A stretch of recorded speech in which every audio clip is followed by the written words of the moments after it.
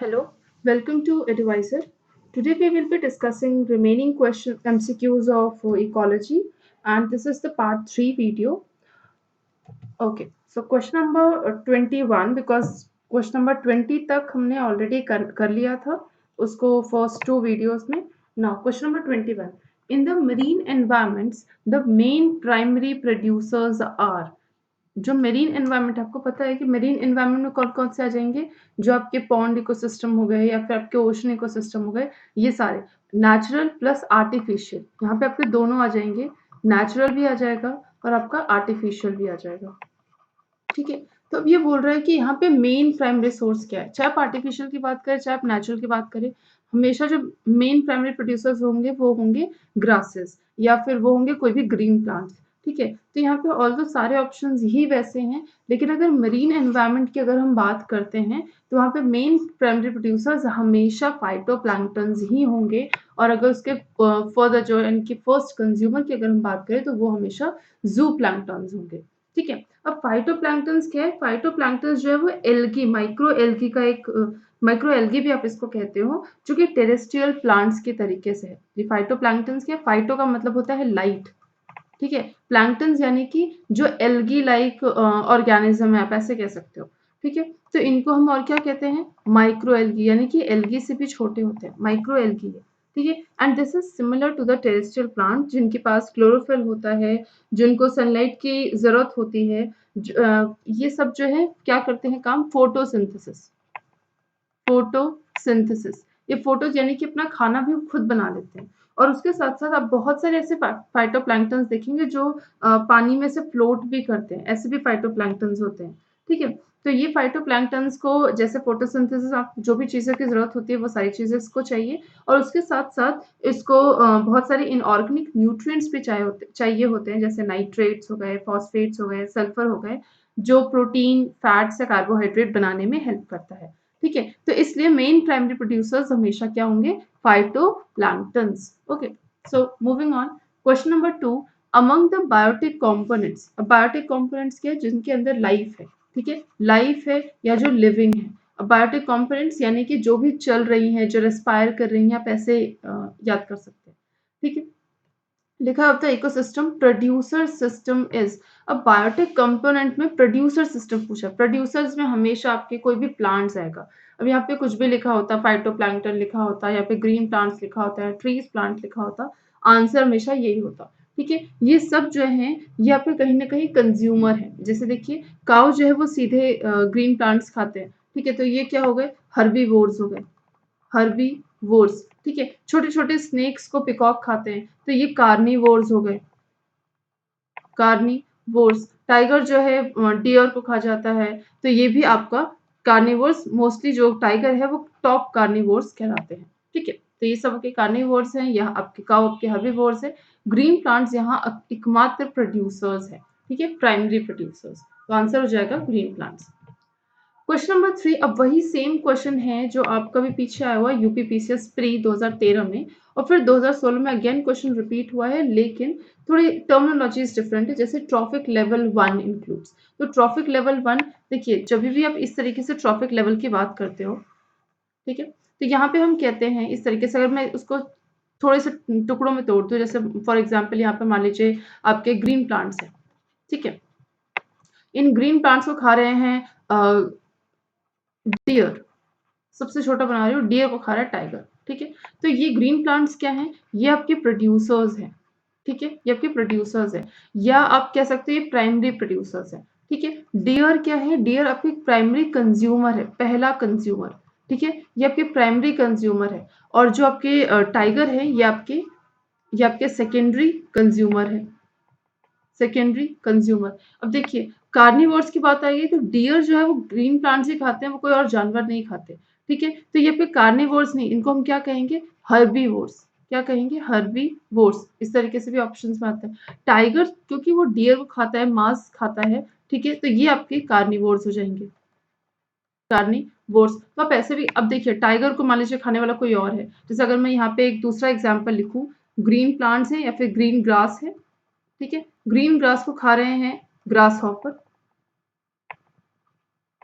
Grass hopper को खा रहे हैं फ्रॉग. और फ्रॉग को खा रहे हैं स्नेक, स्नेक को खा रहे हैं वल्चर। अगर मैं ये बड़ा सा फूड चेन बना दूं, तो यहाँ पे देखिए ग्रीन ग्रास क्या है, ये आपके प्रोड्यूसर्स हैं, ठीक है, प्रोड्यूसर्स। ये ग्रास हॉपर क्या है, ये आपके हर्बीवोर्स हैं, हर्बीवोर्स हैं, ठीक। अब कार्निवोर्स की बात, ये देखिए तीनों तीनों ही किसी दूसरे मांस को खा रहे हैं इस तरीके से। तो फ्रॉग, स्नेक और वल्चर ये तीनों ही कार्निवोर्स है, ठीक है, ये तीनों ही कार्निवोर्स है। लेकिन फ्रॉग जो है आपके प्राइमरी कार्निवोर्स है, स्नेक आपके सेकेंडरी कार्निवोर्स है, वल्चर आपके टर्शरी कार्निवोर्स है, ठीक है। ये आपके ग्रासहोपर जो है वो हर्बीवोर्स है। अगर हम यहाँ पे बात करते हैं कि कंज्यूमर की, ठीक है, कौन क्या कंज्यूम कर रहा है, तो ये तो अपना खाना ग्रासहोपर खुद बनाता है, इसलिए हम इसको प्रोड्यूसर कह रहे हैं। लेकिन ग्रासहोपर को कंज्यूम करने वाला सबसे पहला कौन है, सॉरी, ग्रीन ग्रास को कंज्यूम करने वाला सबसे पहला कौन है, ग्रासहोपर। तो ये आपका आ जाएगा प्राइमरी कंज्यूमर।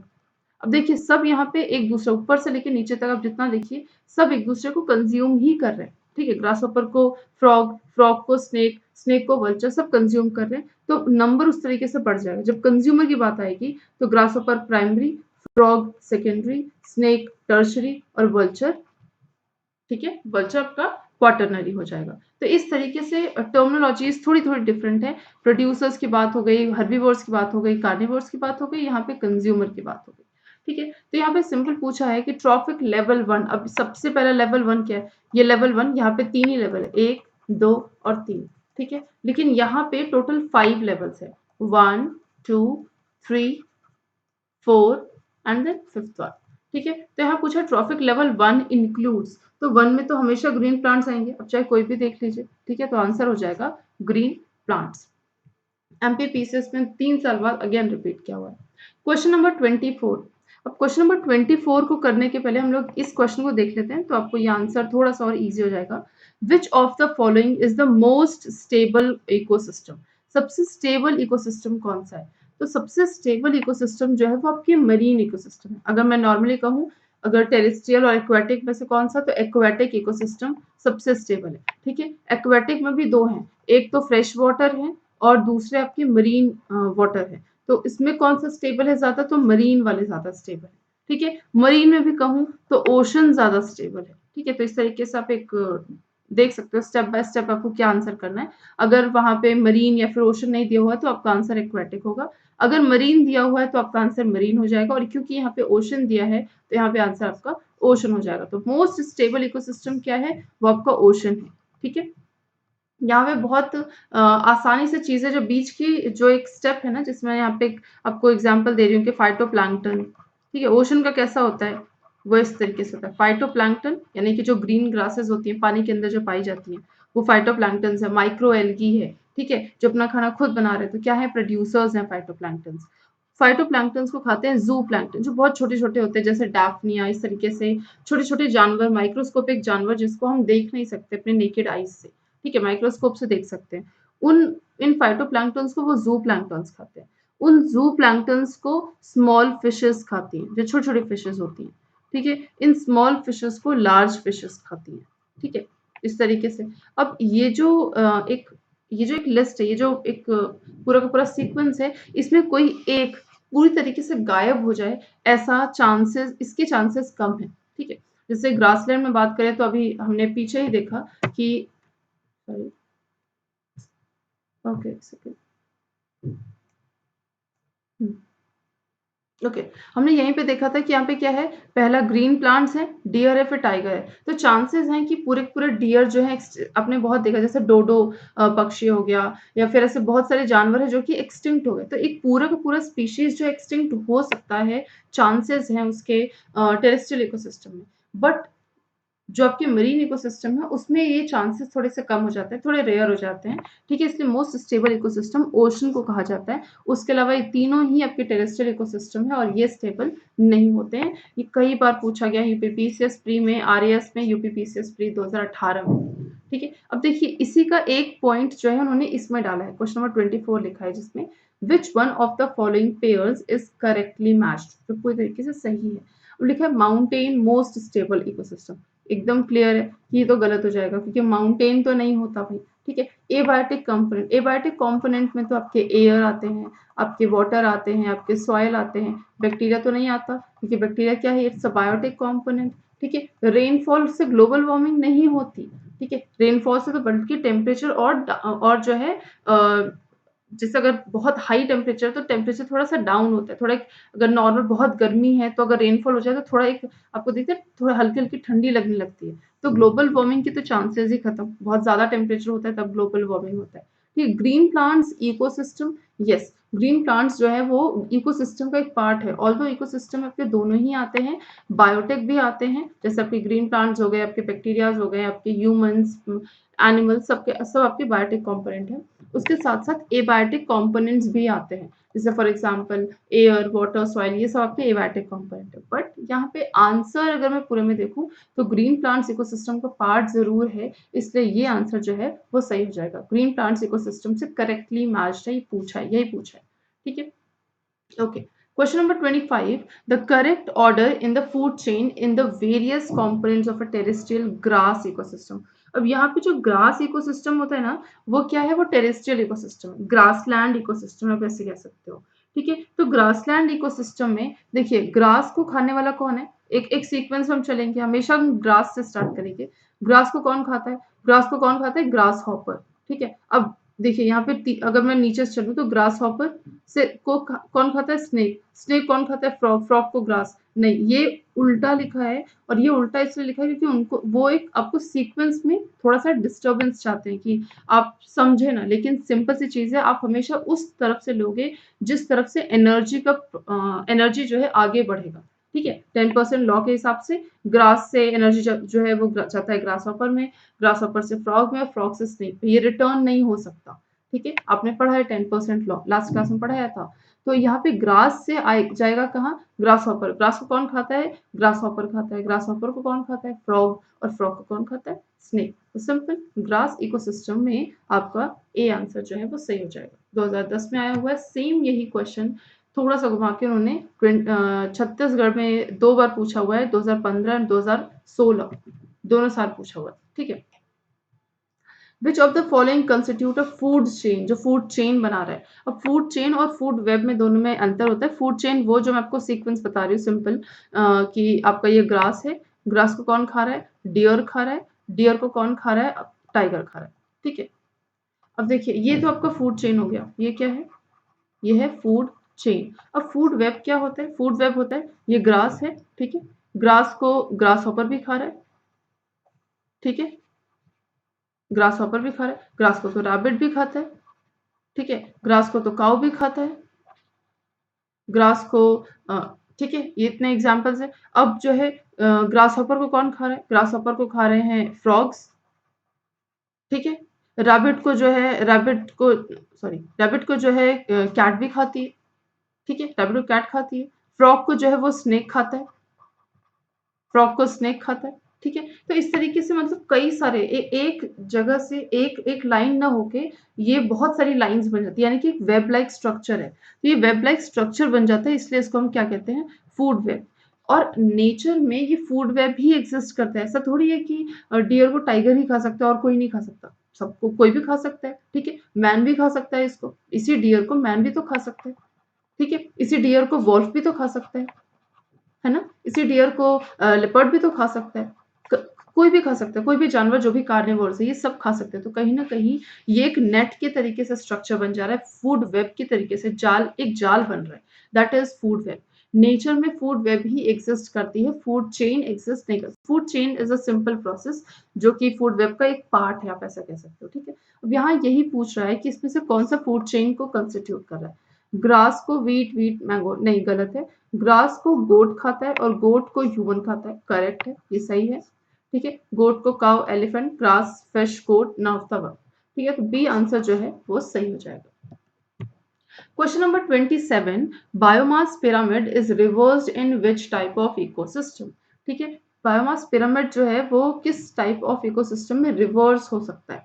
ठीक है। तो देखिए फॉरेस्ट में हो गया, ग्रासलैंड में हो गया या ड्राई लैंड्स पे। इन सब जगहों पे जब बायोमास की बात आती है तो एक ट्री का बायोमास हमेशा ज़्यादा होगा उस पे बैठे हुए किसी चिड़िया के कंपैरिज़न में, उन चिड़िया पे बैठे हुए किसी इंसेक्ट के कंपैरिज़न में या किसी भी जानवर, किसी मंकी है उसके कंपैरिज़न में, सबके कंपैरिज़न में मंकी का सॉरी सबके कंपैरिज़न में ट्री का बायोमास हमेशा ज़्यादा होगा। ठीक है? तो यहाँ पे जब ट्री का बायोमास हमेशा ज़्यादा होगा तो ट्री तो क्या है? प्रोड्यूसर्स है। ठीक है? याद आ रहा है आपको? ट्री क्या है? प्रोड्यूसर्स है। प्रोड्यूसर्स नीचे रहेगा तो ये हमेशा अपराइट होगा। तो टेरेस्ट्रियल में ना बायोमास पिरामिड जो है वो कैसा होगा? अपराइट होगा। ठीक है? ये तीनों ही सॉरी इसमें बीच में पॉइंट भी था। एक सेकंड।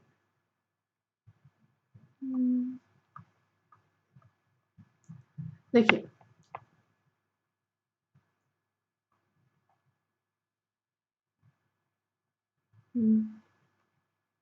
देखिए यहाँ पे फॉरेस्ट हो गया, ग्रासलैंड ए, सी, ए, सी और डी, ये तीनों ही आपके टेरेस्ट्रियल है। ठीक है? ये तीनों ही टेरेस्ट्रियल है। तो इसमें तो जो आपका ट्री है उसका बायोमास हमेशा ज़्यादा रहने वाला है। पूछा है यहाँ पे बायोमास पिरामिड किसमें रिवर्स हो जाएगा, यानी कि अगर यहाँ पे लिखा होता है इन्वर्टेड तो भी करेक्ट होता है, यही सेम मतलब होता है इसका। किसमें इन्वर्टेड होता है बायोमास पिरामिड? तो बायोमास पिरामिड हमेशा पॉन्ड में इन्वर्टेड होता है। ठीक है? हमेशा पॉन्ड में इन्वर्टेड। यहाँ पे आपको डायग्राम दिख रहा है। ये मरीन इकोसिस्टम है। ये पॉन्ड इकोसिस्टम का जो है आपको डायग्राम दिखा है। फाइटोप्लैंक्टन्स का डेफिनेटली जो उसका वेट होगा, ड्राई वेट होगा, वो कम होगा इन कंपैरिजन टू ज़ूप्लैंक्टन्स। ज़ूप्लैंक्टन्स का कम होगा dry weight in comparison to small fishes, and small fishes का जो ड्राई वेट है will always be lesser than large fishes. ठीक है? तो ये आपके प्रोड्यूसर्स हैं। प्रोड्यूसर्स को खाने वाले कौन? हर्बीवोर्स। और हर्बीवोर्स को खाने वाले कौन? Primary carnivore and then secondary carnivore. ठीक है? तो इस तरीके से इन्वर्टेड पिरामिड जो है वो आपको बन रहा है। कुछ डायग्राम आपको अगर स्ट्रक्चर समझ में आ रहा है तो कुछ इस तरीके का स्ट्रक्चर बन रहा है। ठीक है? और इस तरीके का स्ट्रक्चर में सबसे कम बायोमास किसका है? वो है फाइटोप्लैंक्टन्स का, या फिर आप कह सकते हो ग्रीन प्लांट्स का। ठीक है? उनका है। तो यहाँ पे आंसर हो जाएगा पॉन्ड। Pond ecosystem. ठीक है? Question number 28. Which of the following organism is likely to show the highest concentration of DDT when it has been introduced into the ecosystem? अगर हमने इकोसिस्टम में DDT को जैसे मान लीजिए कि आपने किसी फैक्ट्री में DDT का यूज हो रहा है, ठीक है? और फैक्ट्री का पानी जो है हमने उसको किसी नदी में या किसी भी जगह पे हमने उसको छोड़ दिया। ठीक है? तो उससे क्या होगा कि पानी में जो है DDT घुल जाएगा। ठीक है? अब उस पानी में जब डीडीटी घुलेगा तो वो थोड़ा-थोड़ा डीडीटी जो है वो प्लांट्स में जाएगा, यानी कि प्लांट्स अपटेक करेगा। प्लांट्स जब ये वाटर को अपटेक करेंगे, उसके साथ-साथ डीडीटी के अमाउंट्स भी अपटेक करेंगे। ठीक है? उन प्लांट्स को खाएगा कौन? ज़ूप्लैंक्टन। तो ज़ूप्लैंक्टन तो बहुत छोटे होते हैं साइज़ के, तो जितने छोटे साइज़ हैं उतना कम जो है वो प्लांट्स खाएँगे, तो डेफिनिटली उतना कम डीडीटी उनकी बॉडी में जाएगा। जैसे यहाँ पे आपको एग्ज़ाम्पल दिख रहा है 0.04 पीपीएम आपको ज़ूप्लैंक्टन में दिख रहा है। ठीक है? ज़ूप्लैंक्टन के बाद जब आप देखोगे हाँ, ज़ूप्लैंक्टन के बाद यहाँ पे 0.04 ज़ूप्लैंक्टन के बाद उन ज़ूप्लैंक्टन्स को खाते हैं कौन? Small fishes. ठीक है? तो स्मॉल फिशेस देखिए थोड़ी-सी बड़ी है, ये ज़ूप्लैंक्टन है, छोटे-छोटे आपको दिख रहा है। अब इन ज़ूप्लैंक्टन कौन खा रही है? ये स्मॉल फिशेस। अब स्मॉल फिशेस का साइज़ बड़ा है तो ये बहुत सारे ज़ूप्लैंक्टन्स खाएँगे। ठीक है? तो इनके अंदर डीडीटी का अमाउंट भी बढ़ जाएगा। ठीक है? तो जैसे-जैसे आप आगे बढ़ते जाओगे ना डीडीटी का अमाउंट बॉडी में इंक्रीज़ होता चला जाता है। ठीक है? अब देखिए ये स्मॉल फिशेज़ है, ये बड़ी फिश। अब इस बड़ी फिश का पेट एक छोटी फिश खा के तो नहीं भरेगा, ये बहुत सारी फिशेज़ खाएँगी। एक फिश के अंदर देखिए 0.5 पीपीएम है। इस तरीके से ऐसे बहुत सारी फिशेज़ खाएगी, इसके बॉडी में डीडीटी का अमाउंट और ज़्यादा इंक्रीज़ होगा। ठीक है? तो यहाँ पे लगभग पहुँच गया कितना? 2 पीपीएम। ठीक है? अब आफ्टर दिस 2 पीपीएम इस लार्ज फिश जैसी और भी बड़ी-बड़ी फिशेज़ को ये जो आपकी वल्चर है वो खा लेगी। ठीक है? अब इसने जब खा लिया, इस बर्ड ने खा लिया, फिश ईटिंग बर्ड जो है, इसने जब खा लिया तो ऐसे कई सारी बड़ी-बड़ी फिशेज़ खाई। ठीक है? उन बड़ी फिशेज़ ने कई सारी छोटी-छोटी फिशेज़ खाई। तो डेफिनिटली डीडीटी का अमाउंट जो है वो बढ़ गया, 25 पीपीएम हो गया, 2 से सीधे 25 लगभग 10 मिलियन टाइम जो है वो इंक्रीज़ हो गया डीडीटी का कंसंट्रेशन। ठीक है? ठीक है? तो इस तरीके से क्या होगा कि जो सबसे ऊपर वाला स्टेप होगा, यानी कि जो सबसे ऊपर टॉप आपका जो कार्निवोर होगा, वो हमेशा उसमें डीटीए कंसंट्रेशन हमेशा हाईएस्ट ही होगा। ठीक है? अब यहाँ पे आप इसको अगर एक बना दीजिए, ग्रासहॉपर लिखा है ना, अब हम छोटा-सा बना देते हैं। ये आपका जो है ग्रीन प्लांट्स है। ग्रीन प्लांट्स को कौन खाता है? ग्रीन प्लांट्स को खाते हैं ग्रास हॉपर खाते हैं। और यहाँ पे एक दूसरा भी ऑप्शन है कैटल का, ठीक है। तो ग्रीन प्लांट्स को कैटल भी खाते हैं, काऊ हो गया, बफेलो हो गया, ये सब खाते हैं, ठीक है। अब इस ग्रासहॉपर को कौन खा रहा है? इस ग्रासहॉपर खाते हैं टोड, ठीक है। ग्रासहॉपर खाते हैं फ्रॉग, ये सब खा रहे हैं, ठीक है। इन फ्रॉग को खाते हैं स्नेक। तो टॉप कार्निवोर कौन हुआ? टॉप कार्निवोर हुआ स्नेक। स्नेक जो है टॉप कार्निवोर है, तो डेफिनेटली इसमें डीडीटी का कंसंट्रेशन भी हाई होगा, ठीक है। तो इस तरीके से आपको अगर यहाँ पे सिर्फ यहाँ पे आपको ये लिखा है, अगर इस तरीके का एग्जाम्पल भी आ जाता है तो आप बस इतना समझिए कि हाईएस्ट कंसंट्रेशन ऑफ डीडीटी जो है सबसे हाईएस्ट टॉप कार्निवोर में हमेशा सबसे ज्यादा होगा, ठीक है। तो यहाँ पे आंसर हो जाएगा सी, ठीक है। चलिए question number 29, the amount of energy during the transfer from one trophic level to another in an ecosystem will increase, will decrease, remain constant और मे इंक्रीज और डिक्रीज, कुछ भी हो सकता है, ठीक है। अब देखिए यहाँ पे आपको याद आ रहा होगा एक लॉ है लिंडमैन साहब का 10% लॉ, जिसके बारे में हमने कल बात की थी। तो जो 10% लॉ है एनर्जी का, इसमें क्या होता है कि जैसे मान लीजिए एक सन है, ठीक है। इस सन से ग्रीन प्लांट ने फोटोसिंथेसिस किया, ठीक है। और ग्रीन प्लांट्स को कितना मिला? मान लीजिए कि 1000 जूल ग्रीन प्लांट्स को मिला, ठीक है। इन ग्रीन प्लांट्स को किसने खाया? इन ग्रीन प्लांट्स को खाया ग्रास हॉपर ने। ग्रास हॉपर ने सिर्फ 10% जो है वो आगे पहुंचा, स्टोर हुआ, ठीक है। ग्रीन प्लांट्स में सिर्फ 10% स्टोर हुआ है, ठीक है। यहाँ पे लगभग 10,000 आया होगा, ये आना चाहता होगा, ऐसे कह सकते हो कि पैकेट्स ऑफ जो फोटॉन्स यहाँ से आते हैं सन से ग्रीन प्लांट्स के पास, लगभग 10,000 जूल आया होगा। 10% तो इसने स्टोर कर लिया ग्रीन प्लांट ने, 90% जो है वो लॉस हो गया उसका रेस्पायरेशन और एक्सक्रीशन में। इसी तरीके से इन ग्रीन प्लांट्स को खाया ग्रास हॉपर ने, 90% जो है वो लॉस हो गया एक्सक्रीशन एंड रेस्पायरेशन, ठीक है। तो इसके पास कितना पहुंचा? 100 जूल, ठीक है। अब इस ग्रास हॉपर को खाया है फ्रॉग ने, ठीक है। फ्रॉग के पास अगेन 10% स्टोर हुआ, 90% जो है वो लॉस कर दिया in the form of excretion और रेस्पायरेशन। तो फ्रॉग के पास पहुंचा 10 जूल, ठीक है। ये सारी चीजें तो धीरे धीरे आप देख रहे हो यहाँ पे जो एनर्जी का लेवल है वो डाउन होता जा रहा है, यानी कि डिक्रीज होता जा रहा है। एनर्जी का जो ट्रांसफर है वो डिक्रीज हो रहा है। तो यही पूछा है the amount of energy during the transfer from one tropic level to another in an ecosystem will decrease, ठीक है। ये आंसर हो जाएगा, okay. Last question, which one of the following trees is not eco friendly? दोनों question same ही है। इसमें पूछा है कि कौन सा ट्री है ऐसा जो इको फ्रेंडली, हमारे एनवायरमेंट को सूट नहीं कर रहा है या एनवायरमेंट फ्रेंडली नहीं है, ठीक है। उसी तरीके से 2005 में यूपीपीसीएस में क्वेश्चन पूछा था कि एनवायरमेंटल हैजार्ड वाले कौन से ट्रीज हैं, ठीक है। तो हमेशा याद रखिए यूकेलिप्टस, ठीक है। यूकेलिप्टस को आप जो है एनवायरमेंटल हैजार्ड भी कहते हो या फिर उनको जो इको फ्रेंडली नहीं होते ऐसा भी कहते हो, क्यों? क्योंकि यूकेलिप्टस जो है वो बहुत ज्यादा वाटर को स्टोर करता है, मतलब बहुत ज्यादा वाटर, पानी बहुत ज्यादा पीता है, ठीक है। और जब ये इतना ज्यादा पानी ले रहा है तो उसके साथ साथ कंज्यूम जब इतना ज्यादा पानी कर रहा है तो कंज्यूम कैसे करते हैं? देखिए मान लीजिए यूकेलिप्टस का एक ट्री है, ठीक है। तो मान लीजिए यूकेलिप्टस का ट्री 10 सेंटीमीटर लंबा है, ठीक है। तो इसके रूट भी ना अप्रोक्सीमेटली 10 सेंटीमीटर डाउन जाएगा, यानी जितना ऊपर जाता है उतना ही नीचे जाता है। तो नीचे का जो हमारा मीठा पानी है ना वो सब भी ये सोख लेता है। बेसिकली क्या कर रहा है, बहुत ज्यादा पानी ले रहा है, ठीक है। अपने अपने आप को ग्रो कराने के लिए, अपने अपनी लेंथ को बढ़ाने के लिए, अपनी ब्रेथ को बढ़ाने के लिए बहुत ज्यादा पानी पीता है। और वो पानी से, इतना पानी लेने से हमें पानी की कमी हो जा रही है, ठीक है। तो एनवायरमेंट को सूट नहीं कर रहा, ठीक है। आप ऐसे भी समझ सकते हो। तो यहाँ पे इसका आंसर हो जाएगा, नॉट इको फ्रेंडली पूछा है तो यूकेलिप्टस हो जाएगा। अगेन एनवायरमेंटल हैजार्ड पूछा है तो भी आपका यूकेलिप्टस हो जाएगा, ठीक है। इसमें जो ये अमलतास लिखा है ना, अमलतास वो पौधा है जो किसी और पौधे के ऊपर जाके उसका पूरा खाना न्यूट्रिएंट जो है ले लेता है। जैसे फॉर एग्जांपल मान लीजिए कि ये छोटे-छोटे हर्ब्स यहाँ पे लगे हुए हैं, ठीक है। अमलतास ना एक तरीके से लताओं वाला पौधा होता है। तो ये बहुत अच्छे-अच्छे ये हर्ब्स लगे हैं, बहुत ही हरे-हरे हैं। अमलतास आया और इसके पास ना एक तरीके से हॉस्टोरिया होते हैं। हॉस्टोरिया क्या होता है? जैसे समझिए कि उनके पास ऐसा सिस्टम होता है कि ये इन हर्ब्स में से सारा का जितना न्यूट्रिएंट ये नीचे से अपना न्यूट्रिएंट लेंगे ना सॉइल से या फिर जो खाना बनाएँगे, ये सब क्या अमलतास जो है अपने अंदर अपने बॉडी में ले लेगा और जितना लेता जाएगा उतना ग्रो करता जाएगा। और जिसके ऊपर ये ग्रो कर रहा है ना ये सब धीरे-धीरे सूख जाएँगे, ठीक है? तो अमलतास ऐसा होता है, ठीक है? तो ये अमलतास एनवायरमेंटल हैज़ार्ड मतलब है हैजार्ड है, लेकिन एनवायरमेंटल हैजार्ड का जो खिताब है वो यूकेलिप्टस को दिया गया है। So with this, thank you. आगे हम लोग और भी क्वेश्चंस करते रहेंगे। Stay tuned.